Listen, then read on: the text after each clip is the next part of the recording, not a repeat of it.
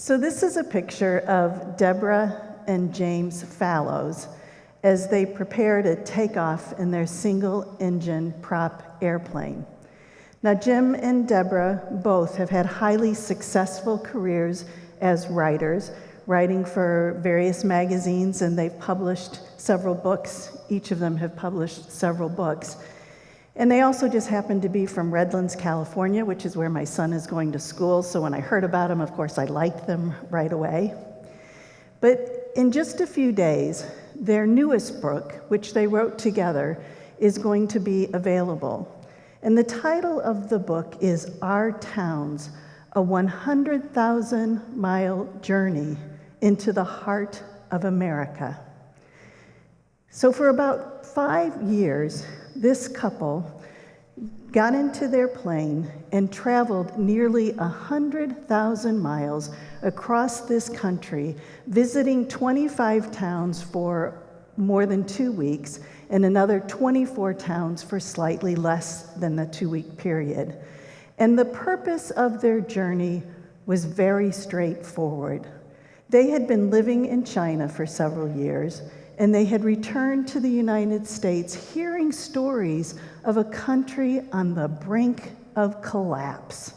All of the national news, this was during the election period that they first returned, all of the national news was just so bad, and it was ugly, highlighting division and decay, dysfunction and anger.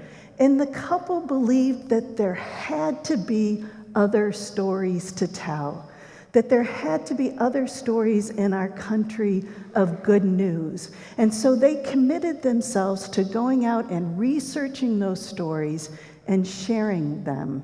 So traveling across the country, they were in awe of the diversity and the beauty of the American landscape. But more than that, they became deeply impressed by how on the local level, the country was, and I quote, an open vessel of possibilities. And there was all kinds of examples of renewal going on. And so the couple traveled from San Bernardino, California to Eastport, Maine, making 47 stops along the way. And as they traveled, when they entered into a new town, they visited restaurants and libraries, schools and businesses, and they talked to people. They talked to local politicians, they talked to local business owners, they talked to longtime residents, they talked to the newest arriving refugee, they talked to students, they talked to social service workers, they just talked to all kinds of people, gathering as much information as they possibly could. And over again, they heard stories of dynamic and creative energy, of people adapting to change, even really awful economic decline.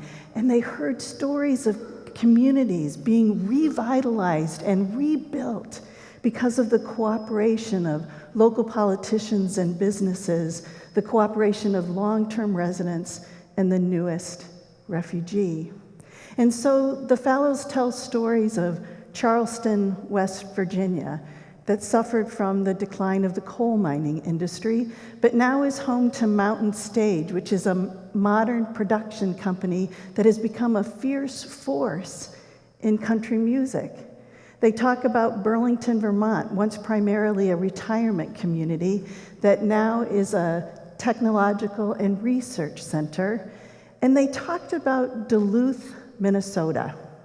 Now, Duluth was once a very wealthy city, most of its industry based on timber and iron ranges and grain supplies that were shipped over Lake Superior. But because those industries have declined, Duluth has gone through a serious time of economic decline. But in recent years, because of creative and dynamic energy, there's been a change in Duluth, and it is now a center for medical technology, aerospace technology, and it has had significant growth because of the love of the great outdoors. So they talk about, in particular, one company called LOLL, L-O-L-L, and it used to be in an aerospace bolt factory that they have transformed. And on their website, Lull says that they are committed to providing furniture for the modern, serious lollygagger. And so they say they are committed to improving the life of people, of the planet, and of their own company, and that they are committed to providing this kind of furniture that also will promote the love of the great outdoors. And so in 2007, that's not that long ago, they took over this factory, and they now produce furniture for outdoors. And it's shipped to over 60 countries, and all of the furniture is made out of recycled milk jugs. And so an Adirondack chair like this apparently takes about 400 milk jugs to create, because it's 8 milk jugs for a pound, and so I guess an Adirondack chair is about 50 pounds, so it takes 400 recycled milk jugs to create one of these chairs. But what's great about it is that then when you're done having it as a chair, you can recycle it into something else. That's an example of the kind of creative and dynamic energy that the Fallows found all around our country. They found places, local level, revitalized, renewing communities. That's just really good news, and it's a wonderful antidote to national news. So it's interesting to consider the similarities between the stories that the Fallows uncovered and the story of the Christian faith. Because Christianity is a faith of good news, of great news. And yet, how often is Christianity associated with bad news, especially on the national level? How often are the loudest voices for Christianity bad news, full of division, full of even unkind words? I mean, it's Christians who are known for supporting conversion therapy, saying that the gay lesbian community needs to be cured. It's Christians who have said that hurricanes are God's punishment for a woman's right to choose, or for other sins like infidelity. It's Christians that have talked about how, of course, Houston had to have terrible storms and flooding because it once elected a lesbian mayor. When I was a child, my family always traveled the country on vacation, not in a plane like the Fallows got to do. We were in a car with a tent trailer attached. And for a month, we would travel this country. And I have to say, by the time I was in college, I had been to 46 of the states, so we covered a lot of territory. But every Sunday morning, no matter where we were, we stopped to go to church. Even if we were on a highway, we pulled over somewhere and we went to church. So it was good for me. I was a PK, I was used to my dad, so it was good to experience a different kind of worship every now and then. But it was actually really stunning how many of the sermons seemed to be focused on offering bad news, on telling me just how bad I was and just how awful the world is. Now, granted, we all need to be reminded that we're not perfect, that we're sinners, that we need forgiveness, but there was no match to that with some sense of being wonderfully made and loved by God. My dad, reflecting on this in a sermon one time, talked about a time when we were at Acadia National Park. We lived in St. Louis at the time, so it had been quite a drive to get there. It was Sunday morning. We were in the amphitheater. It was a beautiful morning. The sun was shining on the woods. And my dad in his sermon said, "My spirit was right. We were thrilled to be there. I was ready to be lifted up and set upon my feet." But I was not. I was scolded. I was scolded in a way I didn't feel like I needed to be scolded. I was scolded and told that there was something really wrong with me and I better fix it right away. Christianity is so often connected with bad news, and yet Christianity is a faith of good news. The Gospel of John that Brian just read earlier, gospel means good news. And so Jesus didn't come to talk about limits and about a list of do's and don'ts, but rather the message of Jesus Christ was to expand and to enlarge life. One theologian has said it clearly: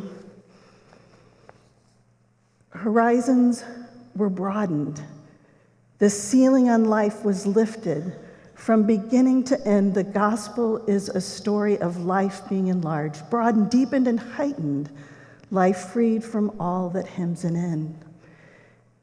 Jesus preached a gospel of good news, enlarging and expanding life, welcoming strangers, welcoming the outcasts, and offering healing to those who were hurting.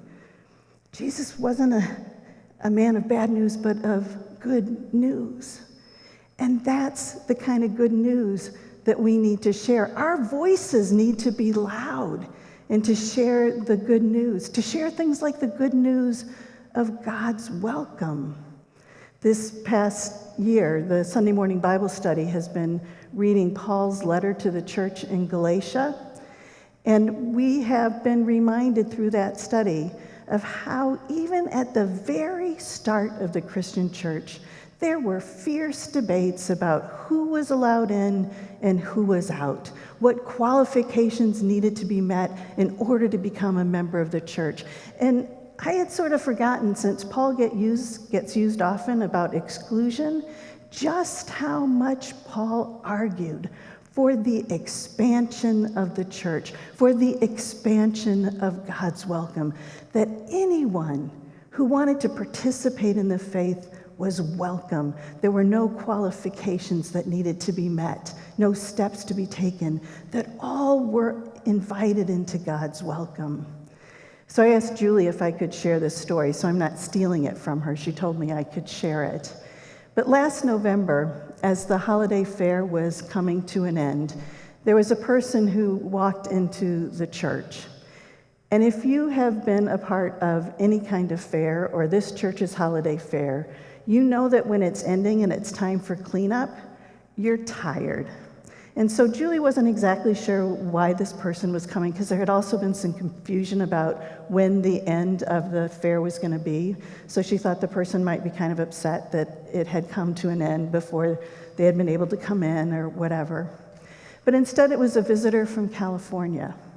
And the person had been walking by the front of our church and saw the transgender flag. And the person just came in to say thanks, that they were so impressed by that sign of welcome.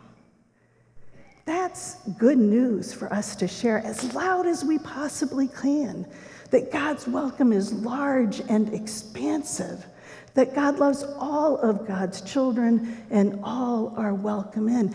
That's a great story. And just like those stories that the Fallows discovered, there are also incredible good news stories about how all across this country, in churches big and small, people are coming together to expand and enlarge the lives of those who are hurting, those who need healing in their lives. Just like those communities the Fallows saw, churches around our country are doing the same thing. That's good news. There's a church up in New Hampshire, a small little church that has only about 40 people there for worship. It's an aging congregation. It's in Whitford, New Hampshire, I believe. They recently applied for a grant because they saw a need in their community, that children were sort of at odds after school, didn't know what to do with themselves. They didn't have the same kind of athletic programs, music and drama programs that we have available. And so the church applied for this application so they could begin an after-school program. And now they have this program where kids come after school and they get homework help, they do learn some Bible stories, and they're learning to cook. And each month they serve a meal together. There's also a small church in Maryland, again, an aging population that was so used to doing all kinds of work in the world. And they realized that it wasn't safe for them to be on ladders anymore, so they needed to find another way to reach out into the world. And so they now pack lunches for children. So when those free and reduced lunches aren't available at school, that they can provide them snacks. Can't get on ladders, but they certainly could pack lunches and snacks. We have wonderful opportunities to reach out into our world, to expand the lives that are hurting, to offer healing with our satellite and outreach ministries. Some churches have a lot of people doing a lot of work with a lot of resources. There are others with very few resources, very few people, but they're still feeling that call to expand and enlarge life. That's really good news. Good news to shout, good news to share. So every morning and every evening, I am committed to listening to the national news. I feel like it's part of my job to know what's going on. I never feel very lifted up after doing that. And yet, this morning, let's celebrate that there is really good news to share. There's the good news of God's welcome. There's the good news of people going out into the world to heal those who are hurting, to enlarge and expand life. So this morning, will you consider being part of that good news?